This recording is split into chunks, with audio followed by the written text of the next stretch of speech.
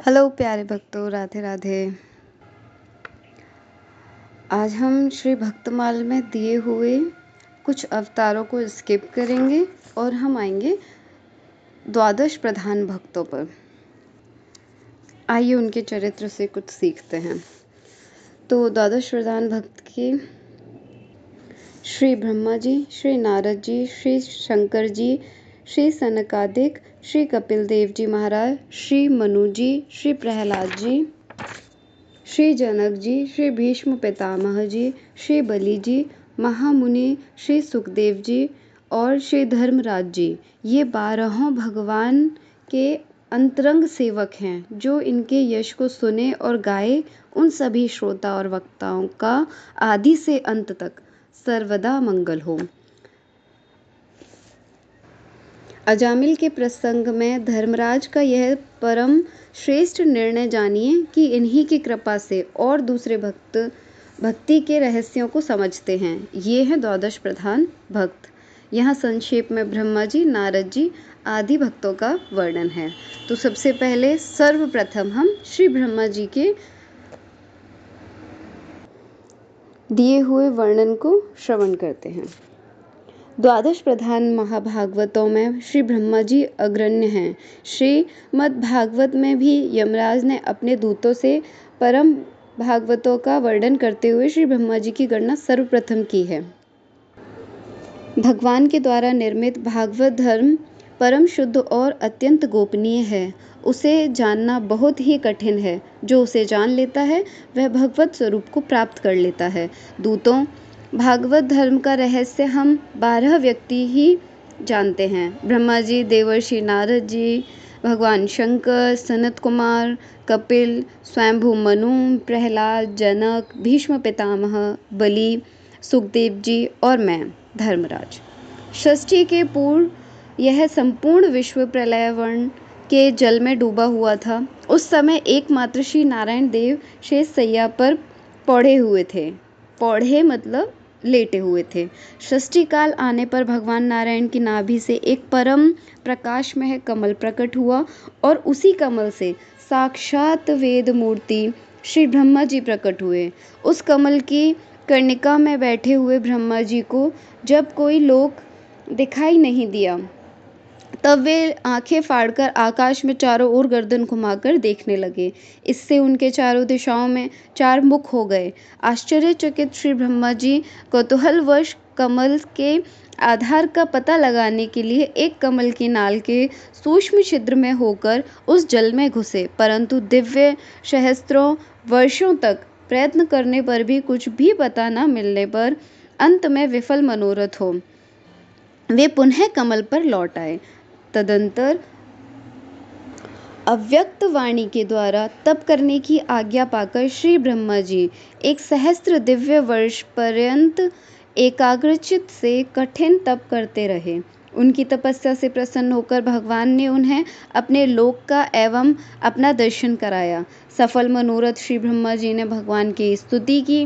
भगवान ने उन्हें भागवत तत्व का 4 श्लोकों में उपदेश दिया, जिसे चतुश्लोकी भागवत कहते हैं। उपदेश देकर भगवान ने कहा, ब्रह्मा जी, आप अविचल समाधि के द्वारा मेरे इस सिद्धांत में पूर्ण निष्ठा कर लो। इससे तुम्हें कल्प कल्प में विविध प्रकार की सृष्टि रचना करते रहने पर भी कभी कोई मोह नहीं होगा। फिर भगवान ने अपने संकल्प से ही ब्रह्मा जी के हृदय में संपूर्ण वेद ज्ञान का प्रकाश कर दिया।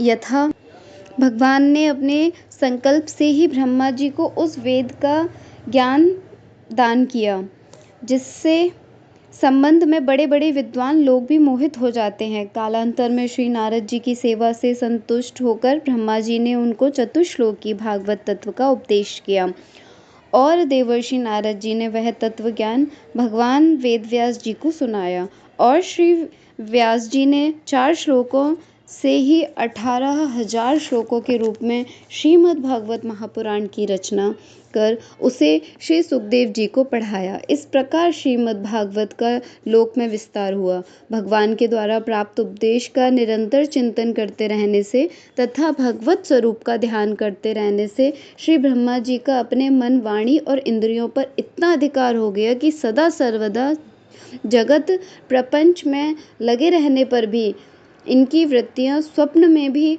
आसक्त की ओर नहीं जाती हैं। श्री ब्रह्मा जी के परम सौभाग्य का क्या कहना, जो कि ये भगवान के समस्त अवतारों के दर्शन स्तवन करते हैं। कल्प कल्प प्रति प्रभु अवतरहि। इसके अनुसार ब्रह्मा जी के अधिकार काल में 3600 बार भगवान के विविध अवतार होते हैं, क्योंकि एक कल्प ब्रह्मा जी का एक दिन होता है और 100 वर्ष की ब्रह्मा जी की आयु में 3600 कल्प दिन के उतने ही रात्रि के भी होते हैं। साथ ही प्रायः अधिकांश अवतार ब्रह्मा जी की प्रार्थना से होते हैं। बोलो ब्रह्मा जी की जय। तो ये थी ब्रह्मा जी की पावन कथा। अब हम आज हम श्री नारद जी के पावन चरित्र को भी सुनेंगे, क्योंकि नारद जी भगवान विष्णु के सबसे बड़े भक्त हैं। आइए श्रवण करते हैं। उत्संगत्रार्धो यज्ञ अर्थात प्रजापति ब्रह्मा जी की गोद से श्री नारद जी उत्पन्न हुए। जब ब्रह्मा जी ने इन्हें भी सृष्टि विस्तार की आज्ञा दी तो नारद जी ने यह कहकर कि अमृत से भी अधिक प्रिय श्री कृष्ण सेवा छोड़कर कौन मूर्ख विषय नामक विष का भक्षण करेगा, ब्रह्मा जी की आज्ञा का अनौचित्य दिखाया। श्री नारद जी की यह बात सुनकर ब्रह्मा जी रोष से आग बबूला हो गए और नारद जी को शाप देते हुए बोले, नारद, मेरे शाप से तुम्हारे ज्ञान का लोप हो जाएगा। तुम 50 कामिनियों के पति बनोगे। उस समय तुम्हारी उपबर्हण नाम से प्रसिद्धि होगी। फिर मेरे ही शाप से दासी पुत्र बनोगे। पश्चात संत भगवंत कृपा से मेरे पुत्र रूप में प्रतिष्ठित हो जाओगे। ब्रह्मा जी के दिए हुए उस शाप के कारण नारद जी आगे चलकर उपबर्हण नाम के गंधर्व हुए और चित्ररथ गंधर्व की 50 कन्याओं ने उन्हें पति रूप में वरण किया।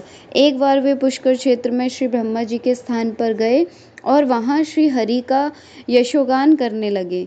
वहीं रंभा अप्सरा को नृत्य करते देखकर काम मोहित होने से वीरस्खलित हो गया। इससे कुपित होकर ब्रह्मा जी ने उन्हें शाप देते हुए कहा, तुम गंधर्व शरीर को त्याग कर शूद्र योनि को प्राप्त हो जाओ। शाप सुनकर उपबर्हण ने तत्काल उस शरीर को योग क्रिया के द्वारा छोड़ दिया और कालांतर में द्रुमिल गोप की पत्नी कलावती के गर्भ से उत्पन्न होकर दासी पुत्र कहलाए।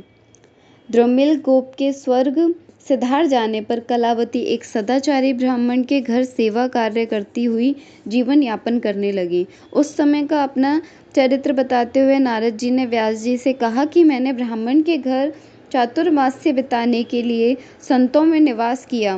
ब्राह्मण की आज्ञा से मैं माता समेत संतों की सेवा में लगा रहता था और पात्रों में लगी हुई उनकी जूठन दिन में एक बार खा लिया करता था, जिससे मेरे सब पाप दूर हो गए, हृदय शुद्ध हो गया। जैसा भजन पूजन वे लोग करते थे उससे मेरी भी रुचि हो गई।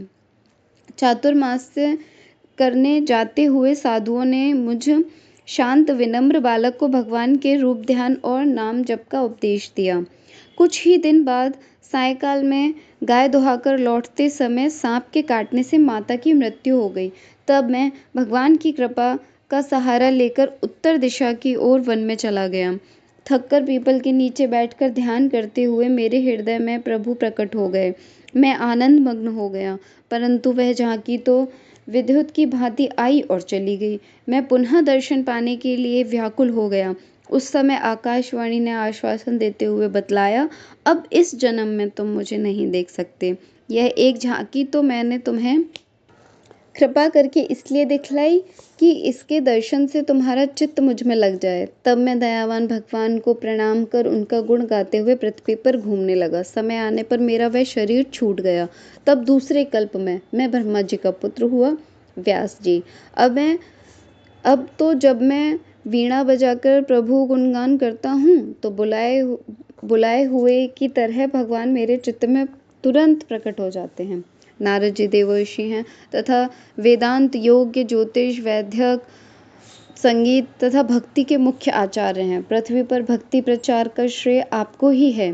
भक्ति देवी और ज्ञान वैराग्य का कष्ट दूर करते हुए वृंदावन में आपने प्रतिज्ञा की है कि हे भक्ति देवी, कलयुग के समान दूसरा युग नहीं है, अतः कलयुग में दूसरे धर्मों का तिरस्कार करके और भक्ति विषयक महोत्सवों को आगे करके जन जन और घर घर में तुम्हारी स्थापना न करूं तो मैं हरिदास न कहलाऊं।